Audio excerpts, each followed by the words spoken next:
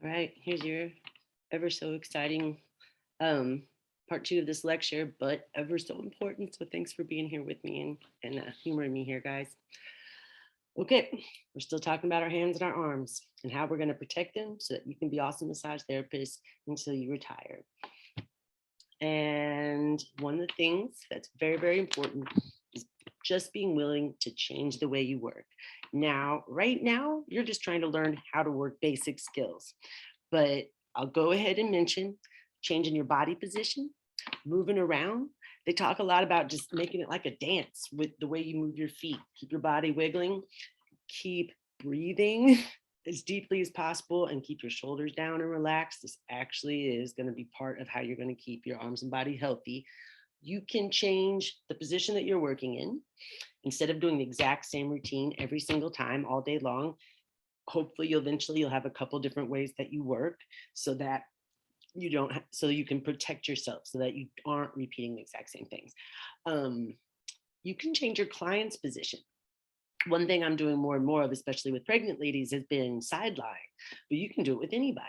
Some people have IT band pain and or just their back hurts so much that laying flat on it isn't working, or there's different things, but sometimes you can just do it just to be doing their arms and legs and sideline position. It brings their body closer to you and up a little bit higher. So it's going to be a different angle. Always think about the height of your table, because the rule of thumb being, about where your fist rests works. But what if you're somebody that, does a lot of up high work, or, there's, there might be just experimenting with that. Depending on what style of work you're doing, it could change, or lowering your table, as long, if you're not over bending. You can change your tool, what part of your body you're using, change your technique, just try something else. And we'll be learning enough techniques that you'll be able to do that, and use your whole body to facilitate the movement of your hands. Um, we're gonna one of the most important things is our wrists. So what we think of as our wrist is really like the end of the ulna and the radius. The wrist itself is the joint. And then all these bones that we talk about, like the carpals, the wrist bones, that's really all happening in the palm of your hand. So the wrist itself is the joint. And you're going to aim for neutral alignment, which technically is like 180 degrees, basically straight with your arm. So like this is extension, this is flexion, which happens too, but we tend to overextend more often. This is neutral. Oh, and then another positioning that you got to know. Okay, you know that this, here, I'll do the anatomic position.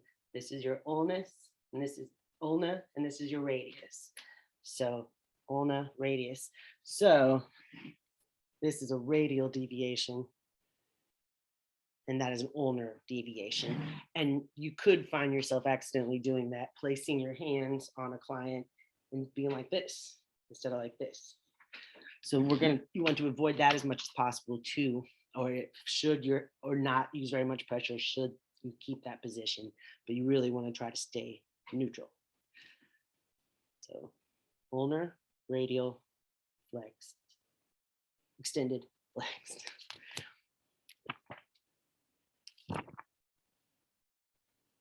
So in addition, the carpals themselves can get injured. They're a bunch of small bones all put together here with nerves, even arteries running and tendons running through them. There are no muscles in your hand. All of your hand muscles are here. These are the flexors. These are the extenders. So they have to communicate, and they are going through these bones.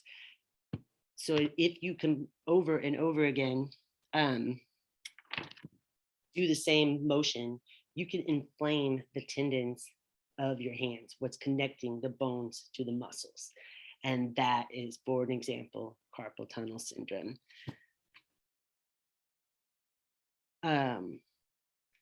Carpal tunnel syndrome, the flexor tendons can swell, it compresses the median nerve, and this causes a cluster of symptoms, including tingling, numbness, pain, and dysfunction. So this is something that we are at risk for And another reason why we got to really think about proper alignment while we are working.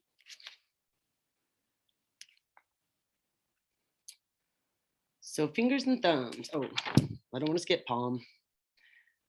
Your palm is sensitive, and it seems like it would be a good place to apply a lot of pressure, but it actually isn't. Because of all the carpals and the fragility of these bones and the soft tissue that goes through them, you don't want to put a whole lot of weight on the palm, on the heel of your hand. The full palm, like with fingers down, you can do more weight. But the parts of the body that you really want to use for weight are going to be knuckles, fist, forearms, elbow. These are things that can take it. The joints are strong. The bones are large. You can put your weight on them, not using your muscle, but your weight. That's what can take it. Now, fingers and thumbs are amazing because they are so sensitive. And so they're really going to be the best for palpating, finding the issues, finding the muscles, finding what's wrong. Like they're the great listeners. Energy work, and then my favorite, petrissage, like the kneading stuff, and then the light strokes. That's your fingers and your thumb. But really deep pressure, try to stick with the elbow. If you do use your thumb to hit like a trigger point, make sure it's close to your hand like this and just enough sticking out that you can press in without this knuckle getting in the way. Never have your thumb inside your hand. Just like in a fight, you never keep your thumb inside your fist. That's going to cause horrible pain in here. But yeah, keep it close. That way it's supported. Another thing that I do sometimes is push my thumb, use my thumb as the tool, but use this hand to add the pressure. And it doesn't cause pain and stress that way. And I have damaged. I did end up with arthritis in these joints, which is exactly from overuse. I think we really covered a lot of it. Even you just do need to remember, read this chapter carefully, do the worksheets that came with it, because you are going to need to remember, like even when you're using your fist, good alignment here. I'm not going to over flex or extend my wrist anytime if possible. There will be some bending. You're not going to be able to keep straight all the time, but we just don't want to overdo it. And you have to be conscious of it. And so we'll do some stuff to make sure we are body aware, and we'll continue to do so as we go along. Yeah, fists are great for compression. Oh, and forearm. When using your forearm, also don't accidentally get your hand all up like that. Keep it nice and relaxed, and even add the hand into the stroke and use the side of your hand and your forearm together, or just let it be neutral and out of the way. But don't let it be tense. Basically, that's the same thing with like the hand that you're not using. We'll accidentally keep these things tense instead of making sure that it's getting to rest. That's why you'll see me put my left arm or whatever behind my back, because then it just completely rests and I won't be doing something dumb with it. But then also because our arms are forward so much of the time that we have the short pecs and stressed out shoulders. So this is just a way that I open this up. It's like just a stretch, just so working is something that is less painful. And so, all right. Sorry, these are a little erratic. It takes a lot of time to get all of this together. And so I can't be a great actress here, but I will see you guys real soon.